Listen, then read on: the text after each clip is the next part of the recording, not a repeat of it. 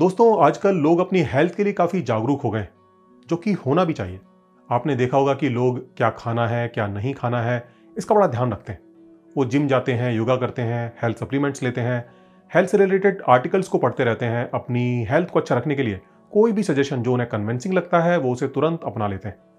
और जब इतने हेल्थ कॉन्शियस लोग हमारे आसपास होंगे, तो जाहिर सी बात है, ये एक अच्छी अपॉर्चुनिटी है जिसे भुनाने के लिए एक पूरी इंडस्ट्री खड़ी हो गई, जो हेल्थ एंड वेलनेस से रिलेटेड कई तरह के प्रोडक्ट्स को मार्केट में लाती रहती है और लोगों को कन्विंस करने की कोशिश करती रहती है कि उनके प्रोडक्ट का इस्तेमाल करने से आपकी हेल्थ बेहतर हो जाएगी। इन्होंने हमारी डेली लाइफ से जुड़ी छोटी छोटी चीज़ों तक अपनी पहुंच बना ली है। आई मीन ऐसी छोटी छोटी चीज़ें जिनके बारे में कभी हमने सोचा ही नहीं था, जैसे कि पानी के बारे में अभी तक हमने इतना ही सुना था कि पानी साफ हो, बैक्टीरिया फ्री हो और खारा ना हो तो पीने के लिए अच्छा होता है। पर अब कुछ कंपनीज हमें बता रही हैं कि कुछ और भी चीजें हैं जो अगर उस पानी में हो तो वो आपकी हेल्थ को बेहतर कर सकता है। जैसे अगर पानी एल्कलाइन हो तो वो आपकी हेल्थ के लिए अच्छा है। एल्कलाइन वाटर के हेल्थ बेनिफिट्स की एक लंबी लिस्ट है। हो सकता है आपने इसका नाम पहली बार सुना हो, पर मुझे उम्मीद है जल्द ही कोई मार्केटिंग एग्जीक्यूटिव आपको इसके बारे में बता देगा। भारत में कैनजेन, KYK, बावेल नाम की कई कंपनीज हैं जो कि एल्कलाइन वाटर मशीन्स को बेच रही। इनमें से कई कंपनियों के सेल्समैन घर घर जाकर एल्कलाइन वाटर के हेल्थ बेनिफिट्स, जिसमें कि एंटी एजिंग, कैंसर और डायबिटीज जैसी बीमारियों से बचाव, पेट की बीमारियों से मुक्ति और ऐसी तमाम चीज़ों का हवाला देकर इन एल्कलाइन वाटर मशीन्स को घर पर इंस्टॉल करवाने के लिए लोगों को कन्वेंस करने में लगे हुए हैं। अब चूंकि ये मशीन्स काफ़ी एक्सपेंसिव हैं, तो यहाँ पर यह जानना जरूरी हो जाता है कि वास्तव में एल्कलाइन वाटर के जिन हेल्थ बेनिफिट्स के बारे में बताया जा रहा है उनमें कितनी सच्चाई है। क्या वास्तव में एल्कलाइन वाटर हमारी हेल्थ को इंप्रूव कर सकता है और it's just a marketing gimmick? यही पता करेंगे आज की इस वीडियो में, तो कहीं जाइएगा मत, बने रहिए मेरे साथ इस वीडियो के अंत।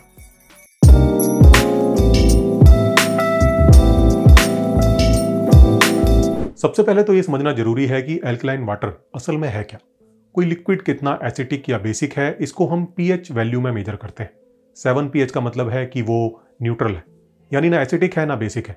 7 से कम pH वैल्यू लाइक 5 और 6 बताती है कि लिक्विड एसिटिक है, और 7 से ज़्यादा की pH वैल्यू बताती है कि लिक्विड बेसिक है। इस बेसिक सॉल्यूशन को ही एल्कलाइन भी कहते हैं। साफ पानी की pH वैल्यू 7 के आसपास होती है, जबकि एल्कलाइन वाटर की pH वैल्यू 8-9 के आसपास होती है। पानी को एल्कलाइन दो तरीकों से किया जा सकता है। इसमें से पहला है उसमें कुछ मिनरल्स को मिला देना। पहाड़ों में जो नेचुरल झरने होते हैं उनका पानी उनमें घुले मिनरल्स की वजह से ही थोड़ा सा एल्कलाइन होता है। और जो दूसरा तरीका है जिससे आप पानी को एल्कलाइन बना सकते हैं वो है आयनाइजेशन। आयनाइजेशन में पानी में इलेक्ट्रोड्स को डालकर इलेक्ट्रिसिटी फ्लो की जाती है, जिसकी वजह से पानी के मॉलिक्यूल्स आयंस में डिवाइड होकर इलेक्ट्रोड्स के आसपास जमा हो जाते हैं, जिसमें एनोड के आसपास का पानी एसिटिक और कैथोड के आसपास का पानी बेसिक यानी एल्कलाइन हो जाता है, जिसे मशीन से खींचकर अलग कर लिया जाता है। बाजार में मिलने वाली एल्कलाइन वाटर मशीनें इसी तरीके का इस्तेमाल करके एल्कलाइन वाटर बनाती हैं। ओके, ये तो बात हुई कि एल्कलाइन वाटर क्या है और ये कैसे बनाया जाता है। अब बात करते हैं कि क्या वास्तव में इसके कोई हेल्थ बेनिफिट्स भी हैं। एल्कलाइन वाटर हमारे लिए अच्छा है, इस क्लेम का सोर्स क्या है? एल्कलाइन वाटर या फूड के हेल्थ बेनिफिट्स का दावा एक ओल्ड हाइपोथेसिस पर बेस्ड है, जिसे मेडिकल की फील्ड में एसिड ऐश हाइपोथेसिस के नाम से जाना जाता है। इसका आधार 1912 में पब्लिश्ड एक पेपर है, जिसमें खाने की कुछ अलग अलग चीज़ों को जलाकर उनकी राख की जांच करने पर कुछ को एसिटिक तो कुछ को बेसिक पाया गया। इससे यह अनुमान लगाया गया कि ऐसा ही कुछ हमारे शरीर में भी होता होगा। वो फूड आइटम्स जिनकी राख बेसिक होती है शरीर को भी बेसिक बनाते होंगे। कुछ रिसर्च में बीमार सेल्स जैसे कि कैंसर सेल्स को हेल्दी सेल्स के कंपैरिजन में ज़्यादा एसिटिक पाया गया, जिससे यह कंक्लूजन निकाला गया कि बॉडी का बेसिक होना हेल्थ के लिए बेहतर है। 2002 में रॉबर्ट ओ यंग, जो कि अमेरिका के एक नेचुरोपैथ हैं, उन्होंने एक pH मेरिकल के नाम से एक बुक लिखी थी, जिसके बाद से एल्कलाइन डाइट चर्चा में आ गई। धीरे धीरे दुनिया के कई जाने माने हेल्थ गुरुज एल्कलाइन डाइट को प्रमोट करने लगे। इसी हाइप को कैश कराने के लिए कुछ कंपनीज ने एल्कलाइन वाटर मार्केट में उतार दिए। बाद में कुछ कंपनीज ने एल्कलाइन वाटर मशीन्स को मार्केट में उतारा, जिनको कि घर पर भी इंस्टॉल किया जा सकता था। तो क्या जैसा कि एसिड ऐश हाइपोथेसिस हमें बताती है, क्या वाकई में हमारे शरीर में वैसा ही होता है? क्या वाकई में एल्कलाइन वाटर या एल्कलाइन डाइट लेने पर हमारा शरीर भी एल्कलाइन हो जाता है? असल में हमारी पूरी बॉडी की कोई एक pH वैल्यू नहीं है, बल्कि बॉडी के अलग अलग बॉडी पार्ट्स और ऑर्गन्स की pH वैल्यू डिफरेंट है। फॉर एन एग्जाम्पल, ब्लड की pH वैल्यू 7.4 है, तो वहीं मसल्स की 6.1 है। और गौर करने वाली बात यहां पर यह है कि इन वैल्यूज को हम अपने खान पान से नहीं बदल सकते। जिस pH वैल्यू पर हमारे सेल्स काम करते हैं वो एक नैरो बैंड है, और जिसे हमारी बॉडी तमाम तरीकों से मेंटेन रखती है, जिसका कम या ज़्यादा हो जाना हमारी हेल्थ के लिए अच्छा नहीं है। 2001 में हुई एक स्टडी में 8 पार्टिसिपेंट्स में से आधों को ज़्यादा एसिटिक और आधों को ज़्यादा बेसिक फूड आइटम्स और ड्रिंक्स दिए गए।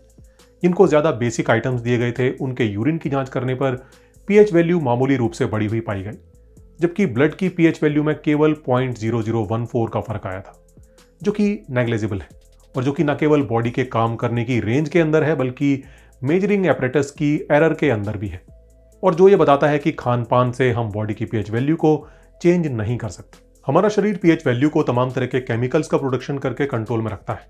जैसे ब्लड में घुली कार्बन डाइऑक्साइड भी ब्लड को हल्का सा एसिटिक बनाती है, जिसे हम लगातार ब्रीदिंग के दौरान एटमॉस्फेयर में छोड़कर कंट्रोल में रखते हैं। और फिर भी यदि किसी बॉडी पार्ट या सेल की पीएच वैल्यू कम या ज्यादा होती है तो वो उन केमिकल्स को ब्लड में छोड़ देता है, जिसे बाद में किडनी ब्लड से सेपरेट करके यूरिन में निकाल देती है। यही वजह है कि स्टडी में पार्टिसिपेंट्स के यूरिन की पीएच वैल्यू में मामूली सा चेंज नोटिस किया गया था। तो कहने का मतलब है कि एल्कलाइन वाटर लेने से हम केवल अपने एकमात्र बॉडीली फ्लूइड यूरिन की पीएच वैल्यू को ही बढ़ा सकते हैं। पर हाँ, एक ऑर्गन और है जिसके अंदर मौजूद फ्लूइड की पीएच वैल्यू खान पान से टेम्परेरीली इफेक्ट हो सकती है, और वो है हमारा स्टमक। जो भी हम खाते पीते हैं वो हमारे स्टमक में मौजूद केमिकल से रिएक्ट करता है और पेट की पीएच वैल्यू को टेम्परेरीली इफेक्ट करता है। टेम्परेरीली इसलिए क्योंकि स्टमक उसमें मौजूद चीज़ों के हिसाब से एसिड के प्रोडक्शन को कम या ज़्यादा कर सकता है। साथ ही पैनक्रियाज से निकलने वाले एंजाइम भी इस एसिडिटी को कंट्रोल में रखते हैं। And because alkaline water stomach की एसिडिटी को टेम्परेरीली इफेक्ट करता है तो इससे एक हेल्थ प्रॉब्लम एसिड रिफ्लेक्स में फायदा मिलने की संभावना बनती है। लेकिन इस संभावना के पक्ष में भी कोई सॉलिड एविडेंस नहीं है, सिवाय एक स्टडी के जिसे लैब में पेट्री डिश में अंजाम दिया गया है, न कि ह्यूमन बॉडी पर। और फिर इस समस्या के इलाज के लिए तमाम एंटासिड मेडिसिन मार्केट में पहले से ही मौजूद है। अगर खान पान से बॉडी की पीएच वैल्यू चेंज नहीं होती तो एसिड ऐश हाइपोथेसिस के सच होने की कोई वजह नहीं बचती, सिवाय एक चीज के। पीछे जैसा कि मैंने बताया था कि एक रिसर्च में कैंसर सेल्स के कंपैरेटिवली ज्यादा एसिटिक होने के बारे में पता चला था, और चूंकि एल्कलाइन वाटर से यूरिन की पीएच वैल्यू बढ़ जाती है तो इससे एक संभावना यह बनती है कि एल्कलाइन वाटर यूरिन ब्लैडर के कैंसर को रोक सकता है। लेकिन 2005 में फिनलैंड में 27,000 लोगों के ऊपर हुई एक स्टडी में पाया गया कि यूरिन की पीएच वैल्यू कम होने से यूरिन ब्लैडर के कैंसर होने की संभावना में कोई बदलाव नहीं आता।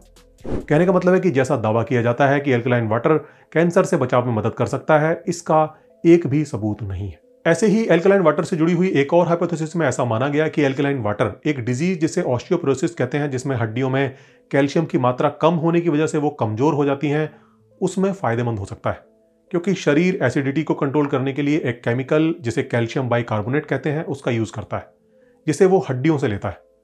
2008 में एक शुरुआती रिसर्च में पाया गया कि एल्कलाइन वाटर बोन डेंसिटी को बढ़ा सकता है, लेकिन इस रिसर्च के लिए जिस पानी का यूज किया गया था उसे एल्कलाइन करने के लिए सोडियम बाइकार्बोनेट यानी जिसे हम खाने वाला सोडा कहते हैं उसका इस्तेमाल किया गया था, न कि आयोनाइजर मशीन का।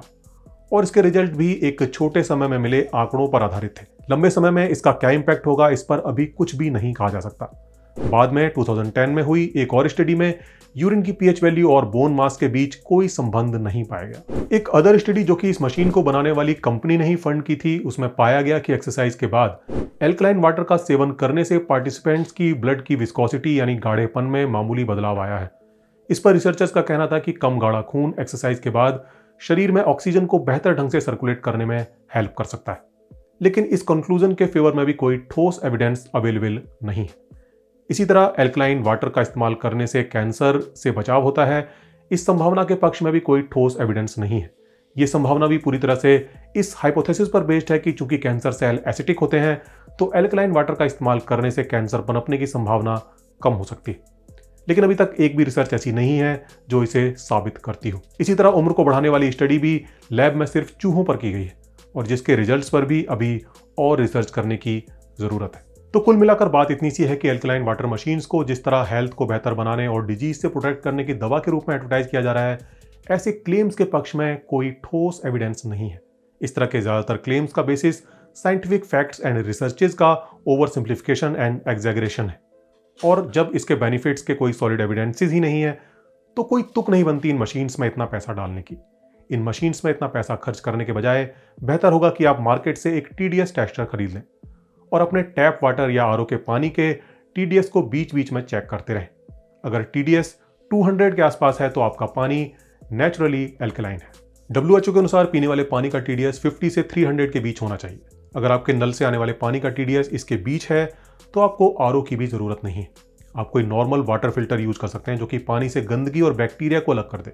अगर आपने RO लगाया हुआ है तो भी चेक करते रहें कि TDS बताई गई रेंज के अंदर ही रहे।